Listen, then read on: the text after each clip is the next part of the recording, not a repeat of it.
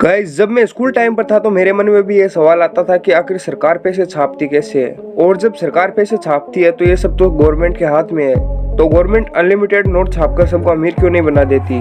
मैं सोचता था कि कोई गरीब भूखा नहीं सोएगा, सब अमीर हो जाएंगे और देश तरक्की करेगा। लेकिन धीरे धीरे अनुभव के साथ पता चला कि ऐसा पॉसिबल नहीं है, और अगर पॉसिबल हो तो भी देश की हालत ऐसी हो जाएगी जिसके बारे में सोचकर भी डर लगता है। गाइस, एक बार जिम्बाब्वे की गवर्नमेंट ने ऐसा किया था कि वो अनलिमिटेड पैसा छापकर अपना सारा कर्जा चुका देंगे और देश के हर इंसान को अमीर बना देंगे।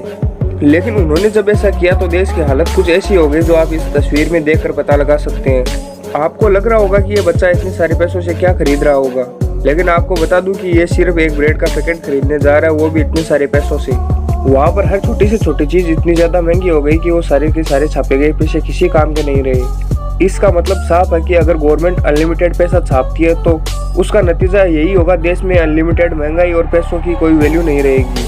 अब शायद मेरी तरह आपके भी खुरापाती दिमाग में यह सवाल जरूर आ रहा होगा कि आखिर सरकार पैसों को छापती कैसे है। तो चलिए आज के इस वीडियो में इसी बात पर चर्चा करते हैं कि नोट कैसे छापे जाते हैं।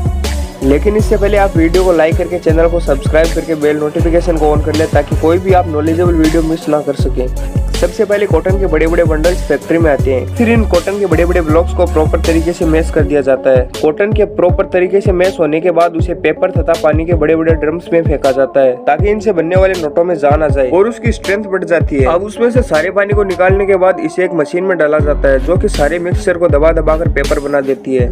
और आपने देखा होगा कि इंडियन करेंसी में गांधी जी का वाटरमार्क लगा होता है, और यही वाटरमार्क करेंसी को बनाने में सबसे पहले लगाया जाता है। अब एक तरफ मशीन से वाटरमार्क पेपर पर चढ़ता है और दूसरी तरफ वही पेपर का बड़ा सा रोल बनता रहता है। अब उसी बड़े से रोल में से कुछ पेपर का सैंपल इंस्पेक्शन टीम ले जाती है, ताकि वो चेक कर सके कि कोई गलती तो नहीं हो रही। अब उस बड़े से पेपर के रोल को 3 मदर रोल में कटिंग कर लिया जाता है, जिससे कि उन्हें आगे की प्रोसेस इजी रहे। और गाइस, आपने ये भी देखा होगा कि नोटों पर एक होलोग्राम लगी होती है, जिसे हम तार भी बोलते हैं। ये नोटों में अलग अलग रंग की होती है, और ये होलोग्राम भी वाटरमार्क के बाद नोटों पर लगाया जाता है। अब इसके बाद पेपर का विजुअल इंस्पेक्शन होता है, जो कि कंप्यूटर के जरिए किया जाता है, और ये क्वालिटी इंस्पेक्टर अच्छे से चेक कर लेते हैं कि नोटों पर लगाया गया वाटरमार्क और होलोग्राम सही है या नहीं। और इसके बाद पेपर का रोल इस मशीन पर लाया जाता है, जो कि पेपर को छोटे छोटे टुकड़ों में काट देती है।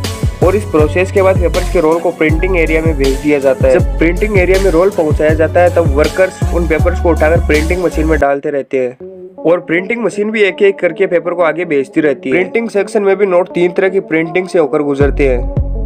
पहले पेपर ऑफसेट प्रिंटिंग से होकर गुजरते हैं। जैसे ये देखिए कि ये मशीन 50 यूरो का नोट छाप रही है। इसमें रेड और ग्रीन कलर यूज होते हैं, इसलिए मशीन में रेड और ग्रीन कलर वर्कर्स द्वारा डाले जाते हैं। अब इसके बाद क्वालिटी इंस्पेक्टर यह चेक करता है कि करेंसी पर लगा कलर कहीं ज्यादा डार्क या फिर लाइट तो नहीं है। और इसके बाद नोट जाते हैं सिल्क स्क्रीन प्रिंटिंग में। जैसे कि अब आप इस नोट पर देख सकते हैं कि 2000 लिखा हुआ है, जो कि एक एंगल से अलग रंग का दिखाई देता है और दूसरे एंगल से अलग रंग का। यह प्रिंटिंग सिल्क स्क्रीन प्रिंटिंग होती है। अब लास्ट प्रिंटिंग होती है इंटेलिजियो प्रिंटिंग।